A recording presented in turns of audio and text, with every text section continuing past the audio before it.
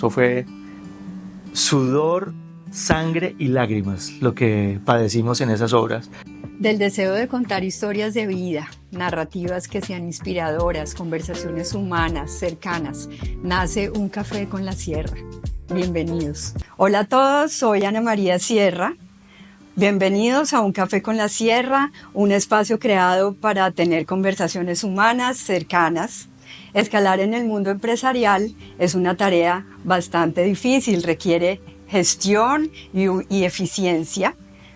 Hoy tengo un invitado que a raíz de su constante trabajo ha logrado estar en la presidencia de la Cámara de Comercio de Ibagué. Bienvenido Carlos Hernando Enciso a Un Café con la Sierra. Ana María, muchas gracias, muy amable, muy complacido de estar aquí contigo. Gracias por atender mi invitación. Hoy tengo un café que de pronto a ti te suena. Es un café que es cultivado en el Tolima, se llama Arbor Café. ¿De en serio? Sí, en serio. ¿Te habría sonado? Sí, pues sabes que sí, me te iba a decir que estaba muy bueno. Está rico, me quedó bien hecho. Bueno. Ahí sí me sorprendiste. Bueno. Qué barbaridad. ¿Tengo buena fuente o no? Sí, sí. Bueno, para empezar, Ahí sí. Ahora más tarde hablamos de ese proyecto. Vale. Bueno. Para empezar, me gustaría que me dieras 3 palabras con las cuales te identificas y por qué te identificas y te puedes definir con esas 3 palabras. Bueno, alegría, compromiso y lealtad.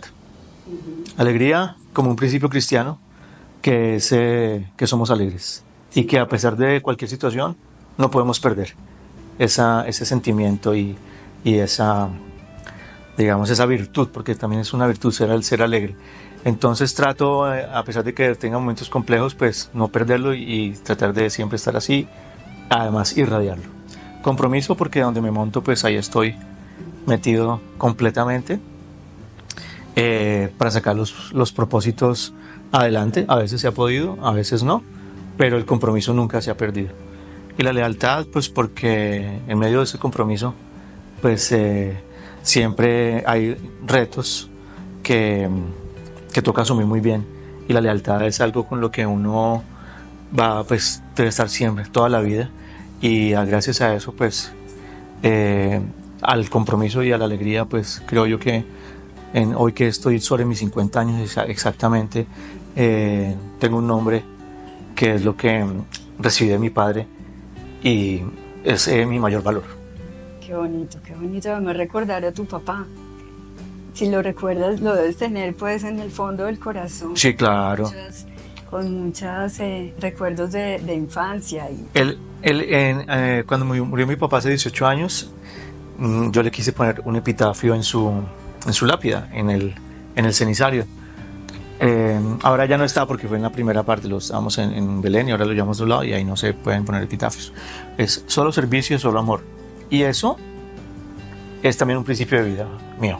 Entonces, con esto te resumo la vida de mi padre. Bueno, hablemos un poco de tu infancia, allá en la Plaza de Bolívar, en el edificio... Plaza. Uh-huh. Exactamente. Sí. Una fuentecita por ahí me contó que te decían picadurita de mosco. O sea, yo me imagino el porqué de ese apodo. No, ya sé quién es tu fuente. Sí, yo era muy cansón de chiquito. ¿Y cómo fue? Muy cansón. No, feliz, una infancia llena de felicidad, llena en un edificio donde éramos un grupo pues con mis 2 hermanas y otros 3 vecinos, un grupo de 6 que se volvió muy compacto y luego llegó otra persona, 7, y muy muy felices, una camaradería, bueno, en ese edificio se vivió demasiado. Ahí estuve toda mi vida, desde que nací hasta que mi padre falleció cuando yo tenía 33 años. Entonces, toda mi vida, muy conectado con el barrio La Pola. Sí. Creo que eras hincha de la Perrada de La Pola. Claro, allá vemos todos los días. Cercana también. La Perrada quedaba en toda la esquina de la calle Séptima con carrera Cuarta. Uh-huh. Y todos los días desde que crearon La Perrada, que fue como en el año 87, tal vez 88, hasta que ya estuve, bueno, ya me fui para Bogotá un tiempo. Todos los días íbamos allá después del colegio a encontrarnos con el grupo de la barra del Apolo, le decían. Sí. Y ahí también empezó unos amigos de toda la vida, de varios colegios. Yo estaba en el Tolimense y éramos del colegio Tolimense, el San Luis y las niñas de la presentación. El San Luis era mixto, la presentación solo de niñas y el Tolimense solo de muchachos. Entonces ahí por las tardes nos encontrábamos y los fines de semana fijo ahí. Una adolescencia tranquila. Tranquila, sana, bonita, muy de amigos muy cercanos, muy chévere, mucha bicicleta. Mi deporte en esa época era montar en bicicleta. Y triciclo también. Triciclo en la Plaza de Bolívar. Triciclo en la Plaza de Bolívar.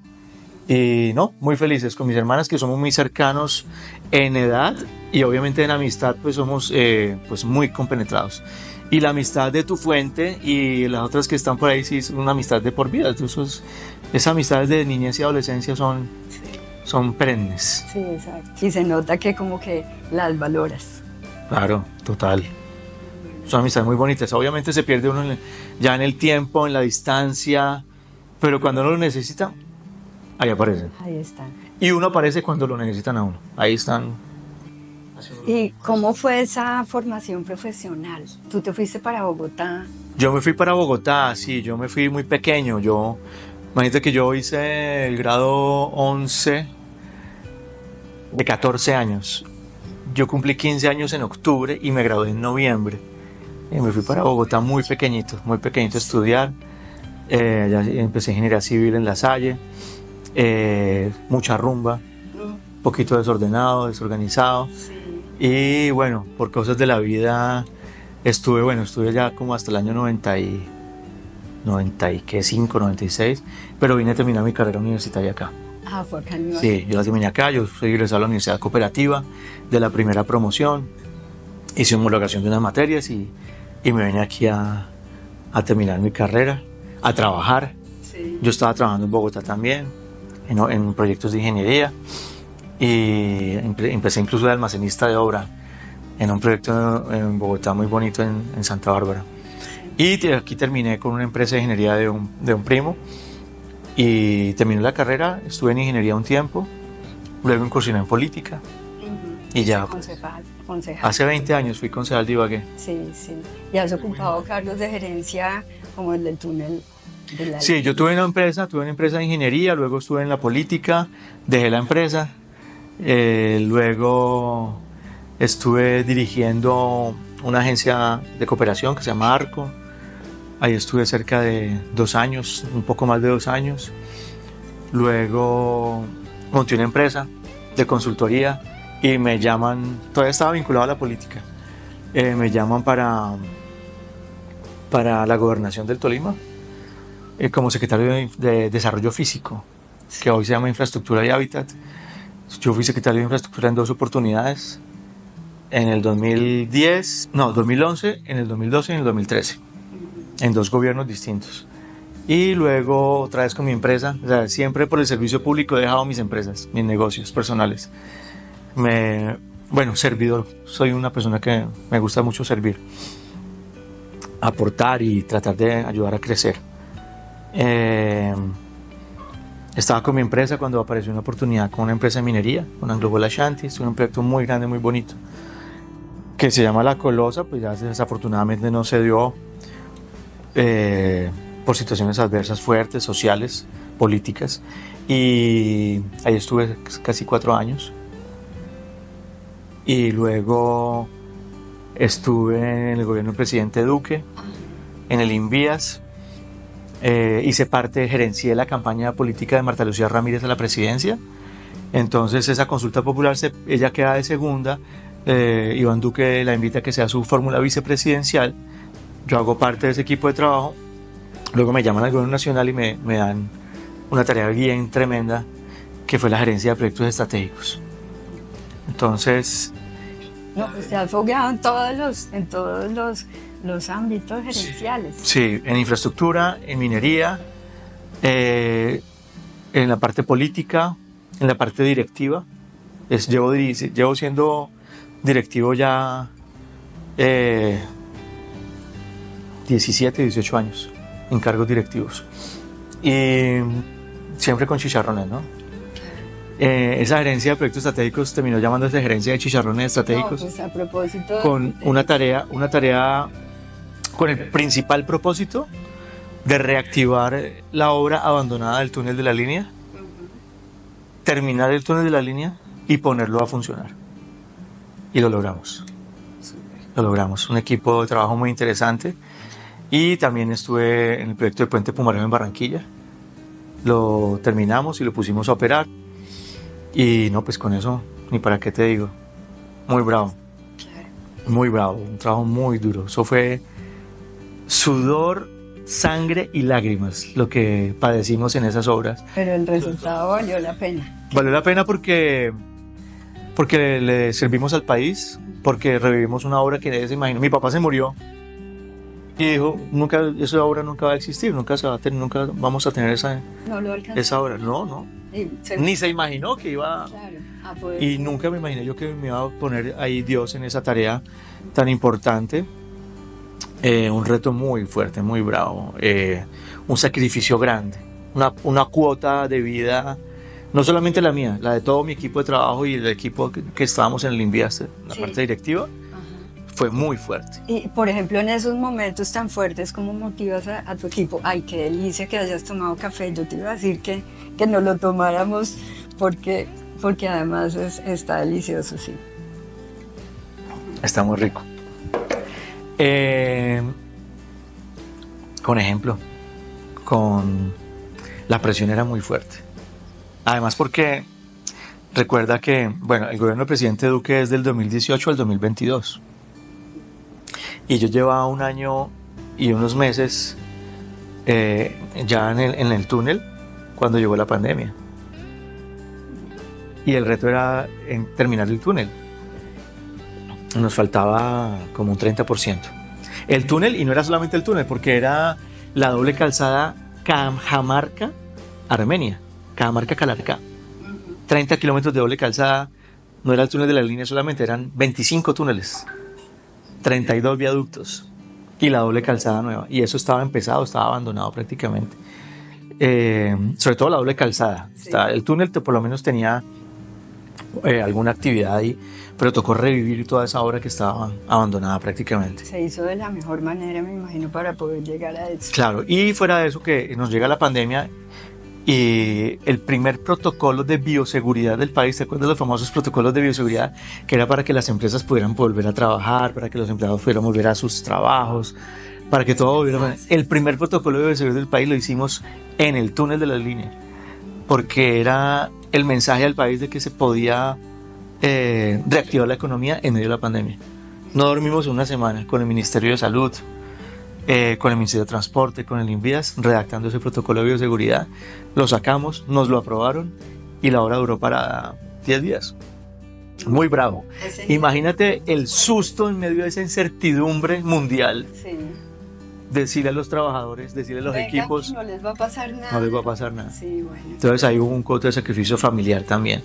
Muy fuerte, muy fuerte. Eso fue muy complicado. Sí, has estado como expuesto a cosas así, a trabajos duros. Claro, porque el tema minero en la Colosa fue una exposición social, política, unas presiones muy fuertes. Desafortunadamente, mucha desinformación que no permitió que ese proyecto siguiera adelante. Pero la exposición pública fue muy alta. Pues yo tuve que andar en carro blindado varios años debido a eso. Y en el Invías, pues un tema muy fuerte era el compromiso y la presión de que teníamos que entregar, una presión muy fuerte que trataba yo, que mi estilo de liderazgo es sobre el estímulo más que sobre la presión. Sí. Entonces yo recibía presión de arriba y me tocaba disiparla y mandar más bien el estímulo hacia abajo. Sí, un mensaje algo distinto. Y en esos momentos, ¿cuál es tu pilar en esos momentos? La espiritualidad es muy importante y esa espiritualidad es lo que le permite a uno recibir esa alegría que llega de arriba para poderla transmitir. En medio de todo, las situaciones complejas, pues ese tema, el entusiasmo, no perder el entusiasmo. Y la esperanza. Y la esperanza, desde luego, la fe. Entonces sí, eso obviamente es indispensable. Y eso tratamos de manejarlo. Y eso es lo que trato hoy con el equipo de trabajo, que también es una presión muy fuerte todos los días. Temas grandes, temas pequeños, Claro. con muchas personas.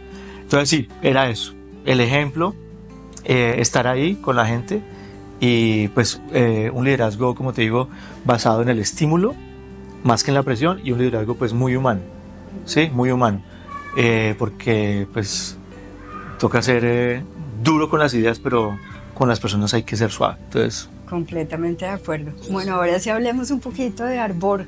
no, Arbor es un emprendimiento que ahora es personal. Ajá. Y pues, ¿qué hago, no? Lo cultivas. No, lo compro, lo compro, yo lo compro.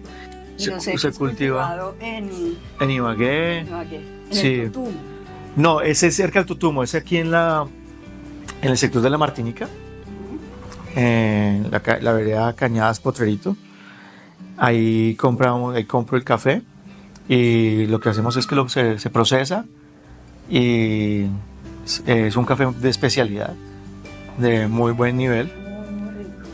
Y digamos que ahorita no tengo el tiempo, no alcancé a dejar el negocio como andando solito como quisiera y ya lo que tengo son unos clientes que me compran.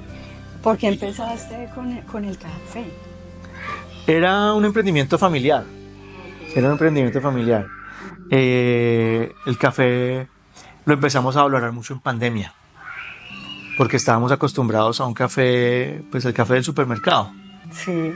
Y un amigo que emprendió con su marca de café me dijo, ¿por qué no me lo compra? Apóyeme. Y lo probamos y nos encantó. Entonces cambiamos y se usaba el café que con azúcar. Claro, toca echarle azúcar porque el café normalmente que se compra es un café que no es colombiano, que es un café que es pasilla, que es muy distinto. Entonces toca echarle azúcar porque es un café negro, ¿sí? Toca echarle azúcar pues para que sepa bueno, porque en realidad eso no es bueno. Y el verdadero café, el café de especialidad, el que hoy vale, porque la gente hoy paga por eso, tiene todo un proceso desde el cultivo, desde la recolección, el beneficio, el secado, la fermentación, y ya en la planta, además porque todo se sabe. Si tú no lo recolectas en el momento que debe ser, si tú no lo fermentas el tiempo que debe ser, si tú no lo secas como debe ser, si llega todo se sabe allá en el laboratorio. Sí. Todo se sabe. Que porque eso le quedó así, no lo recolectó completamente maduro como tocaba. No lo dejó secar como era. No lo dejó fermentar como era. Todo se sabe. ¿Sí?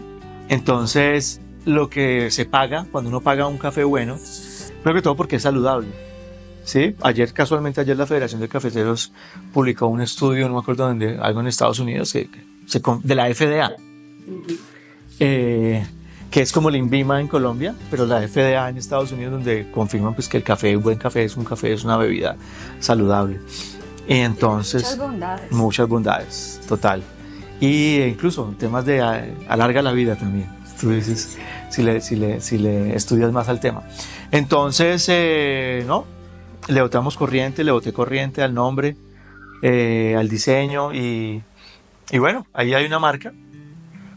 ¿Y piensas después de salir de la cámara? Sí, claro, seguir. He tenido muy buena acogida. Y lo que pasa es que ya no tengo tiempo como te digo, no alcancé a llegar al punto en que ya tenía un comercial y todo eso y la verdad no tengo ya cabeza para el tema y no quiero no puedo. Me toca, estoy dedicado, comprometido 100% a Cámara de Comercio de Ibagué. Pero ya quedaron los clientes. Entonces yo tengo un restaurante, tengo 2 cafés, tengo un par de empresas que me compran café, pagan mi café desde hace ya unos años. Pues imagínate si eso sin haber hecho, sino muy poquito para empezar. Tengo, y bueno, en realidad son como 4 o 5 restaurantes, un par de empresas y unos 2 cafés. Y con eso ahí se mueve. Sí, igual pues ahí, no estoy...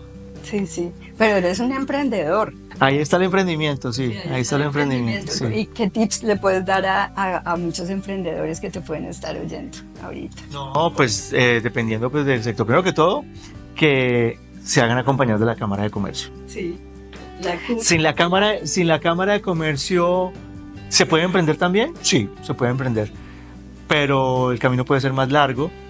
En la Cámara de Comercio encuentran todas las lecciones aprendidas, encuentran un equipo humano maravilloso que los puede acompañar en lo que necesiten. Si ya tienen su negocio andando hace varios años y no se han formalizado, pues ahí los orientamos cómo se puede formalizar. Sí. Las bondades de formalizarse, sí, de poder acceder a información que si no están en la Cámara de Comercio pues no les va a llegar. Capacitaciones, ruedas de negocios, ruta de formalización, ruta de emprendimiento, ruta de internacionalización, estrategia sectorial. No, y te digo que de verdad el equipo humano es maravilloso y hay un compromiso muy alto para que la gente con sus negocios pueda crecer y trascender. Son negocios que generan su propio empleo, muchos. Imagínate que nuestro tejido empresarial es el 97% de las empresas. En microempresa, 97 microempresa. Imagínate. ¿Y el negocio motor de Ibagué, digamos, cuál? No, es comercio y servicios. No, no tenemos casi industria. Sí, de hecho las grandes empresas, el 95% no son industrias, son empresas de comercio y servicios, ¿sí? Pero nuestro tejido empresarial es el 97% microempresarios y de ese 100% el 76% son empresas unipersonales, que es el abogado litigante, que es la señora de las arepas, que es el señor de la tienda, que es el ingeniero civil, sí, que es la psicóloga, la odontóloga, el esteticista. Son personas naturales y ese es nuestro tejido empresarial. Entonces ahí los acompañamos para que puedan crecer y trascender. Y crecer es que puedan generar empleo, que puedan sofisticar su producto, que puedan registrar su marca, que puedan tener su certificación de INVIMA, los que lo necesitan, que puedan tener conocimiento en sus buenas prácticas de agricultura, en sus buenas prácticas productivas, sus certificaciones de calidad. Todo eso lo podemos hacer, acompañar desde la Cámara de Comercio. Y si se afilian, porque una cosa es estar matriculado en la Cámara de Comercio, que es el registro mercantil, que es como la obligación, sí, pero si además son afiliados, pues tienen derecho a otros beneficios como salones, para que ustedes quieren traer clientes o dar una charla, ahí tienen salones de la Cámara de Comercio, tienen un auditorio, le hacen descuentos en los precios, tienen descuentos en capacitaciones, tienen capacitaciones gratuitas, tienen acceso a información de ruedas de negocios, pueden tener acceso más fácilmente a misiones empresariales. Nosotros llevamos a nuestros empresarios afiliados a las misiones, a las ferias en Corferias, en Medellín, a donde haya que ir, los acompañamos. Además, sí, para que la gente se anime. Claro, no, total. Entonces, mira que yo no conocía, yo me he movido en el mundo gremial de alguna forma por el tema político que he manejado, por el tema de cuando estuve en la agencia de cooperación, cuando estuve en las gobernaciones, porque he estado uno desde las secretarías de despacho, pues uno muy conectado con los gremios y uno lo conoce y conoce el trabajo, pero el sistema cameral es un sistema hermoso y es un mundo que la verdad es muy bonito y creo que me he adaptado rápidamente y pues te puedo contar que en cuanto a la gestión de matrículas, de renovaciones de matrículas mercantiles, hemos tenido el mejor registro en los últimos 7 años, ¿sí? Y en ingresos de igual forma, porque logramos comprometer al equipo mucho más de lo que ya estaba, con base en el estímulo y la motivación. Carlos Hernando, ¿qué le dirías a esos jóvenes que estudian por fuera, se van a estudiar y no vuelven a Ibagué, a esa fuga de jóvenes? Y pues para animarlos y que vuelvan y que puedan trabajar por la región también, ¿no? Sí, claro, mira, es muy importante. Hoy tenemos muy buenas universidades acá. En nuestra época no había tanta oferta. Cuando yo volví a Ibagué, imagínate, yo soy la primera promoción de ingeniería civil de Ibagué. ¿Y de la Universidad Cooperativa? Sí, yo estudié en la noche y ahí trabajaba en el día. Y porque ya estaba la oferta, entonces me vine aquí, se me lograron las materias y me gradué. En esa época hoy hay muy buena oferta de universidades, en unos programas pues también muy buenos, pero todavía hay mucha gente, muchos estudiantes que tienen la posibilidad de irse a estudiar por fuera, de pronto pues con otras alternativas de formación. Y bueno que se formen en otro lado, que trabajen en otro lado, que aprendan en otro lado, pero que finalmente nunca olviden su tierra, que vuelvan acá y que, mira, pues tenemos amigos en común porque conocemos las experiencias que tienen sus empresas, operan desde Ibagué e incluso no tienen clientes en Ibagué ni en el Tolima. pero están aquí radicados y los empleos que generan los generan acá y lo pueden hacer perfectamente. Pero también hay otros que crean su empresa y producen acá, ¿sí? Mira, hay una empresa muy bonita que se lanzó hace 3 semanas que se llama Tribox, de ibaguereños.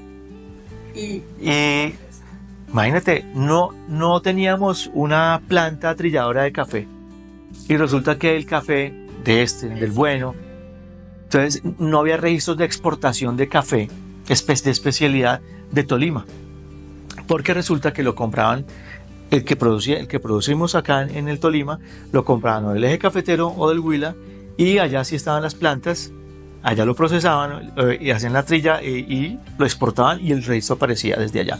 Ahora tenemos una planta acá, se llama Tribox. Además, porque un container diario mucha gente cultivando el café, sí, en Ibagué. Y valdría la pena que invitaras a este empresario que lograron, que no es un empresario solamente, son varios, pero incluso lograron que James Rodríguez invirtiera ahí.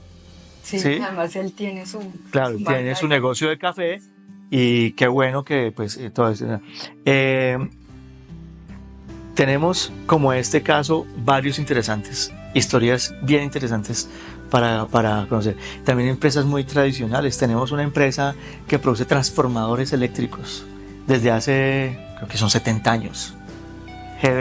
Exportan transformadores. Sí. Imagínate, nunca se fueron de acá, siempre estuvieron acá. Ya está la segunda o tercera generación. Y entonces ahí... Hay gente que le apuesta. Le apuesta. Hay que seguirle apostando. Tal cual. De diferentes sectores, historias hay por montones muy bonitas, pero necesitamos mucho más de esos. ¿Por qué? Porque en el Tolima no tenemos casi industrias. Entonces necesitamos, ojalá que haya industrias para que genere mayor empleo. Ojalá que vengan empresas grandes, multinacionales acá al Tolima. ¿Por qué? Porque si llegan multinacionales, que tenemos, es algo que quisiera contarte también, Invest in Tolima, que es una agencia de atracción de inversiones que estamos promoviendo, que ya existe, digamos, la estrategia, ya estamos en la red Invest Colombia, estamos en la red de Invest Pro Colombia y estamos creando la agencia para que lleguen empresas también grandes a invertir acá. ¿Por qué? Porque todas esas microempresas pueden ser proveedores de estas multinacionales, de esas industrias. Entonces hacemos que formamos talento local para que le produzcan desde esas microempresas o medianas o pequeñas empresas o medianas que sean proveedores de esta multinacional. A veces vemos como que, que ¿por qué la multinacional? Cuando una multinacional llega o una empresa o que sea nacional, ¿sí? Que te digo yo, la planta de Nutresa, un ejemplo, que llegue acá, sí, pues vamos a necesitar, si son 200 empleados, van a necesitar mínimo 600 overoles de trabajo. ¿Sí? Exacto. Que sean 3 overoles, cuántas botas, cuántos cascos, cuántas gafas, cuántos guantes. Fíjate la industria tan bonita que en eso sí tenemos aquí un avance, es en tema de dotaciones para las empresas. Hay empresas aquí que no te imaginas, le producen a FEMSA en México, Coca-Cola. Desde acá. Sí, a Cemex Internacional le producen, ¿sí? Son empresas y están ahí dándole, que no hacen sino trabajar, porque el empresario no es de figurar, el empresario es de moverse. Obviamente tienen que, dependiendo del sector en el que están, pues necesitan pagar pautas, hacer publicidad y todo eso, pero hay muchos empresarios que no tenemos ni idea, ¿sí? Que existe. Tenemos una empresa constructora de infraestructuras para telecomunicaciones, que de ibaguereño, que factura para empresas grandísimas multinacionales en Colombia y por fuera. Qué maravilla. Y no se quiere ir de Ibagué, no, pero sus clientes están principalmente en Bogotá, Medellín, Barranquilla.